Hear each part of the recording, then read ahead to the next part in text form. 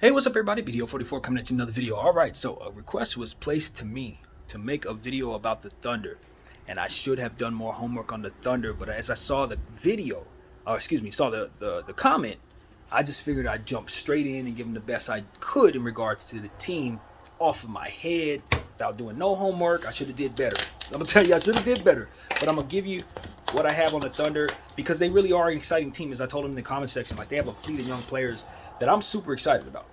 Now, for me, in looking at the Thunder, the best thing to understand is that they basically have a free year right now because all of their talent are high-level players. They really don't need another lottery pick. And their timeline is that of a team that's going to going to be together for a long time. The key to them, for me, is trying to figure out who do I want at the highest amount to make up the majority of my cap. Because you keep on getting these young players that are really, really good, and you can't keep them all. So who do you keep? You know, they let Darius Baisley walk out the door for nothing. They let Isaiah Roby walk out the door for nothing. It's just become a situation where they have a plethora of young talent and really not a whole lot to really do with them in regards to paying them and how best to utilize the talent. You know, with so many different teams that have mortgaged their future, you kind of have a situation where the Thunder have done the complete opposite and have put themselves in a position to have more than enough lottery talent, etc., as I've said. So here's the deal. In my humble opinion, maybe the most underrated star in the league is Shai Gilgeous-Alexander. And I don't know if you can say he's underrated anymore because he's getting that cachet this year. People are starting to recognize that he's that dude and that he's going to be a monster for years to come. But for me, looking at what he's become as a basketball player, scoring the ball, and just everything that he does for the Oklahoma City Thunder, it's just evident to me that he is definitely a piece to hold on to, even at a price that is maximum. He's definitely worth every coin, and you would be worse for not having him. So that's the first thing I want to say. Second thing I want to say is I can't wait to see Chet Holmgren. I really can't wait to see Chet Holmgren because I'm a true believer in what it is that he is. 7'4" guard skills. I mean, if that ain't Wembanyama light, what is? I mean, that's basically what Wembanyama's about. You got these guys like Bol himself, Wembanyama. You know for a fact that if it's not the end of this, you're going to see more of these type of players come into the league. So it's going to be incumbent upon each team to try to load up on centers so that they can match up with the Chet Holmgrens of the world. You know, so I'm super excited about Chet. He's going to be able to put the ball on the floor and dribble like a guard. And that, my friends, is something I cannot wait to see. Shooting ability, all of that. It's a damn shame that he got hurt in that Seattle game in the Summer League, trying to chase down a block Braun or something like that. Just a lesson learned. You know, it's important to play in these rec games during the summertime. You want to put your name out there. But if your conditioning level ain't that of an NBA player who's been playing for several years, then chances are your risk is not worth the reward in regards to playing in one of those matchups. You know, that's my thing. If you ain't in that type of shape, then you run the risk of getting in worse with worse circumstances. So that was my opinion on that. Another player that I like but I wonder about for their future is Lu Dort. It's another player they have on contract for multiple years. At this point, I think his contract's maybe mature a couple years or something, like 2 years maybe. But he was at a $100 million contract last I checked. That would have been a contract that I would have been willing to move, to be honest with you guys. It's the same thing I felt about Sadiq Bey. His contract in the timeline just didn't necessarily fit to me. But when given the fact that you got SGA as well, maybe you feel that this year's starting backcourt, but they keep on loading up on guys. So you look at a guy like Jalen Williams, the guard or the small forward.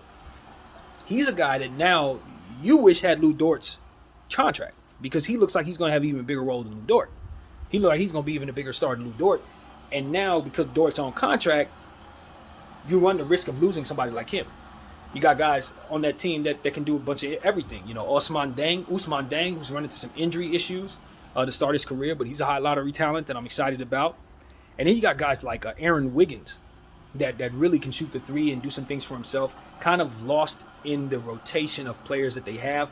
You think of a guy like Isaiah Joe, I believe they got from the Philadelphia 76ers. This dude is shooting the ball like a madman every single night, just continuing to get better and better and better. adding his name to the fantasy relevant players out there.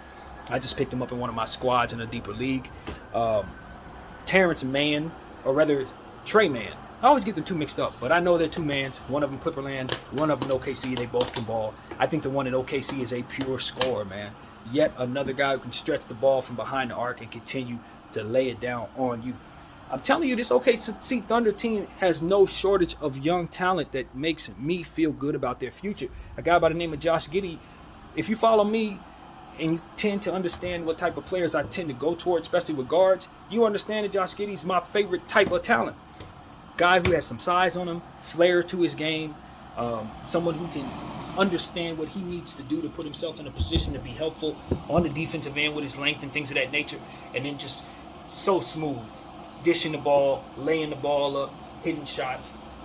I'm telling you, man, when you talk about players that really excite me going forward, Josh Giddey is a player that I would love to snatch away from your team, Oklahoma. I'll tell you right now, it's a starting point guard that's going to make a lot of people better. So that's definitely somebody I'm excited about. And it just goes on and on. They got some players that are hurt, like Robinson Earl. That's another guy who's not playing in rotation right now, but can do some things defensively. Extra quick, great wing to have in your rotation. Several other guys too. It's just one of those situations where they're going to have to figure out which one of these dudes they want. They're going to have to figure out what players they want to hold on to. You talk about the other Jalen Williams. He's also starting to show some pop.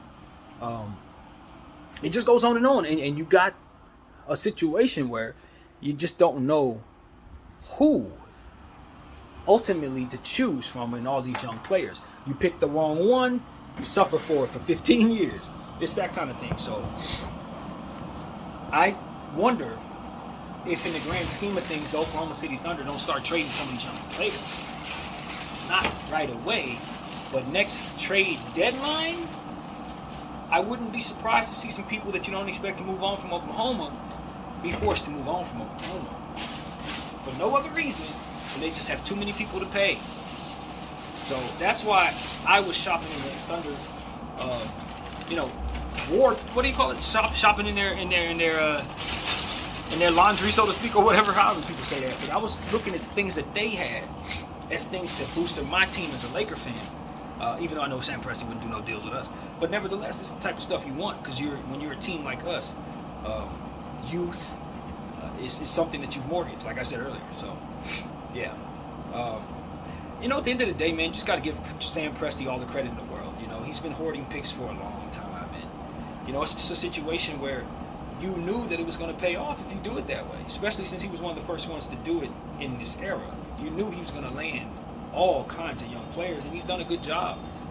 Their scouts have drafted very well and putting themselves in a position to be able to be a playoff team this year if they truly want to be. Lord knows they have more talent than a lot of teams. They just have underdeveloped talent. So, as somebody who is a Laker fan who doesn't really watch Oklahoma a whole lot, they are a headache to play against. They do have those young players. They are defensive-minded. They can work together. They do stretch the floor. You become aware that even though you may have bigger names, they have younger, fresher legs. And with a guy like SGA running, shooting, doing all the different things from the mid-range that he does, he just makes it very, very difficult to match up with that team when he, as a superstar, is unselfish. He can get a bunch of assists on top of 30 points. He can get a bunch of rebounds on top of that. And the other guys still get their looks. So, I have to educate myself on who their coach is. To be honest with you, I do not know. And I'm not proud of that. But I do believe their coach is doing a really, really good job of getting some good things going with that team and ultimately getting the most out of those young guys. And I think if they had Chet Holmgren this season, depending on how well he looked out there, they would be a hell of a team to deal with in the Western Conference, maybe even a team that you would consider for a playoff spot. I don't know where they are in the standings. For all I know, they're there now, so I don't want to poo-poo that, but I just understand that a young team like this could go either way. They could either tank it out if they want to and let the bottom fall out of the season for the rest of it and hopefully pair Wembanyama with Chet Holmgren, which I don't think anybody would win too many games if they did that, to be honest with you. But I think it's more likely that they just try to see what they can do, and if they land a middle to round lottery spot, a 10, 11th pick or something like that. I don't think they care. That's kind of how I look at the Thunder. Because at the end of the day, when you got all that young talent that they have, you're not worried about much. You're really not. If the timeline is thrown off by a couple contracts, even then, it's not like those guys are going to be running around on teams they don't like being on. See, that's the good thing about Lou Dort's contract. You ain't going to hear Lou Dort complaining too much because it's not like he's fully developed himself. You know, he's really not. He's just a young guy himself. So just because he's on a contract, he's still on a team with a lot of young players that allow for him to kind of develop and do the things that he wants to do in limited minutes. And also, one of the things that I say about limited minutes in regards to Lou Dort is because he's been injured all this time, and they have had guys step in front of him since he's been injured.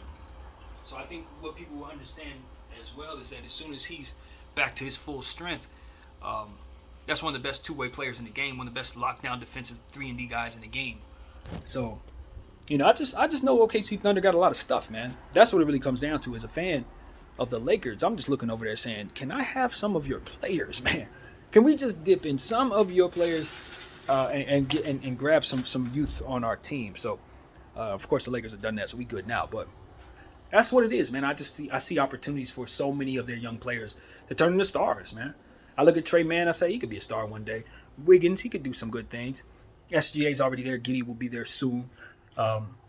You know, and then Jalen Williams, both of them dudes could be stars, especially the small forward Jalen. So, yeah, man. And then a guy like Mike Muscala. I don't want to forget about Mike Muscala because he's somebody who the Lakers had for a quick second. And when we traded for him, I really hated the trade very much. Like, we traded away Zubats and Michael Beasley and got back Mike Muscala. I believe he was an expiring contract, and we later... he couldn't have been expiring if we traded him. I don't remember. I think he ended up signing with the Thunder directly after leaving us. But whatever the case was, he was here for about half a season, just like we did with these guys. And he wasn't no good for us. It just was not a good player for us. But when he got to OKC, they put him in a role that worked, and he developed there. And now, this is a guy who dropped, 3 or 4 threes on us the last time the Lakers saw him. So I'm really pleased with Mike Muscala's development. That was a guy I didn't believe in at all, and he's exceeded all my expectations, playing well every time I've seen him since. So that's what I wanted to say. I think it was important to say that because I've gotten on this camera bashing the hell out of that Zubats trade with him being the return, and he's really done great things since leaving LA. So that's important, man. So yeah, I'm sure there are other players on this team that need to be mentioned. Their roster isn't fully in my mind right now.